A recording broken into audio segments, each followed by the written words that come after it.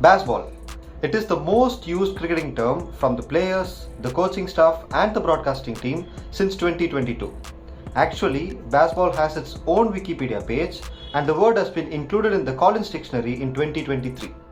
But where it all started? Before knowing that, this video is sponsored by no one. Because no one will advertise on a channel which is struggling to get 1,000 subscribers for the past 3 years. But still, welcome back to CricPundit, and this is the history of Bazball.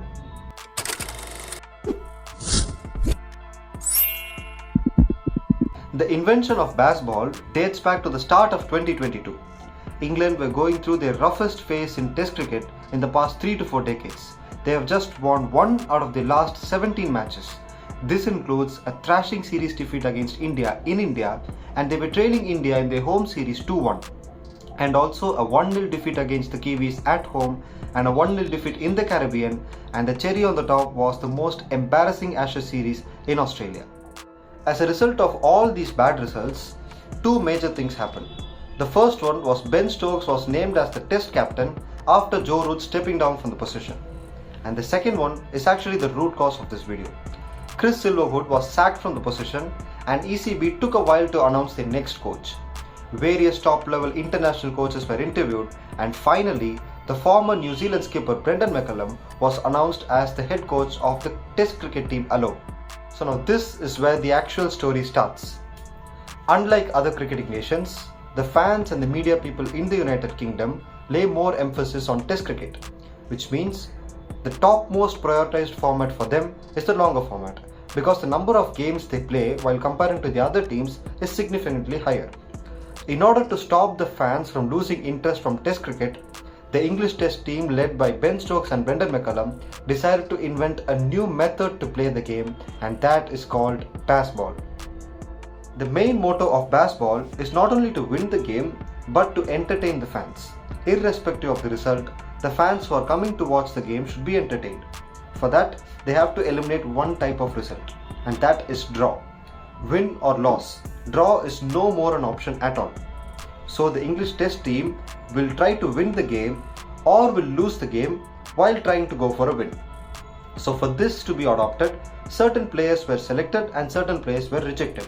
Players with the aggressive mindset were selected, players with defensive mindset were rejected. And the perfect example are Dom Sibley, Rory Burns and Ben Duckett and Zach Crawley. The 3-match home series against New Zealand in 2022 was the first assignment for Ben Stokes and Brendan McCullum. Exactly a year ago, the same team was criticized for not going for a win but playing for a draw when more than 270 runs were needed in the final day with all 10 wickets in hand. They ended as 170 for 4 in 70 overs at 2.4 runs per over. But this time, the same situation arose in all the 3 games, and England chased down the target with a run rate of more than 5 in all the 3 games, forcing a result. And guess what? This is just the beginning of Bazball. Their next assignment was the one-off test against India, which is the continuation of the Pataudi Trophy, which England were trailing by 1-2. Winning this game is the only option to prevent a series defeat against India at home since 2007. But India though posted a huge first innings total and set them a target of 378 with 7 sessions to go. But England applied the same approach and bossed the chase and won the game with more than 2 sessions and 7 wickets in hand, and proved that Bazball will work against the mighty Indians as well. England finally lost their first game after Bazball in the first Test match against South Africa by an innings and 12 runs. But they continued to play the same way and won the next 2 games with huge margins. Eventually they won the series 2-1, and then came the series against Pakistan. This was an historical tour because England were travelling to Pakistan for the first time in the last 17 years. And this is also their first assignment away from home after Bazball, that too in subcontinent. What followed was more exceptional as England clean swept Pakistan 3-0, and the manner in which they won these games was more remarkable because they scored more than 500 runs of the first day of the series and then picked up 10 wickets on a flat pitch with more inexperienced spinners. So the pitches provided by Pakistan were more batter friendly, and it helped the England more than them. Harry Brook was the find of the series for them. In the return series against New Zealand in New Zealand, England won the first game by an innings and lost the second one by just one run, which prevented them from winning a test series in New Zealand after 15 long years. And England became only the second team to lose a test match after enforcing the follow-on. This result proved that winning and losing is just a part of this approach, but entertaining the fan is the prime motive. Then came the biggest test for this team, a home Ashes series. A lot of hopes were there for this England test team to bring back the urn, because it has been 8 long years since England have won an Ashes. The last Ashes series had a bizarre start when Rory Burns was bowled by Mitchell Starc in the first ball of the series. But this time, it was a crunching cover drive by Zach Crawley off Pat Cummins, and that boundary set the tone for the rest of the series. England lost the first 2 test matches with fine margins. They won the third one, the fourth one was washed out, but they won the fifth one to end the series in a draw as 2-2. This was one of the most competitive Ashes series since the famous 2005 series. Yes, Australia retained the urn for the 4th consecutive time, but England denied another Ashes series win for Australia in England since 2001. Some say that England lost the series, or rather draw the series, they lost the first 2 games because of Bazball, but I would say that England won the next 2 games because of Bazball.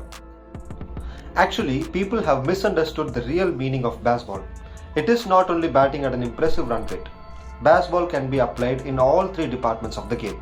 For example, the moment England decided to chase down huge totals in the final day is the perfect example of Bazball with the bat.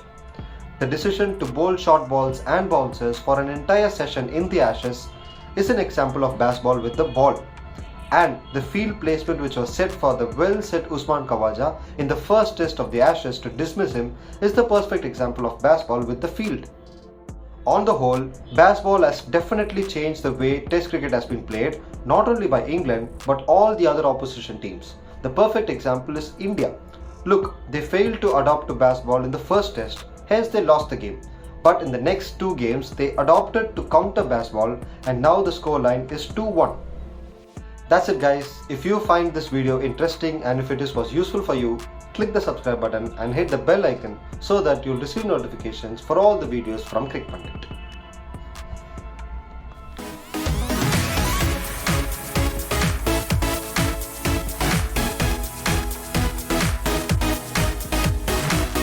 You're still watching this video, so let me introduce my cameraman to you.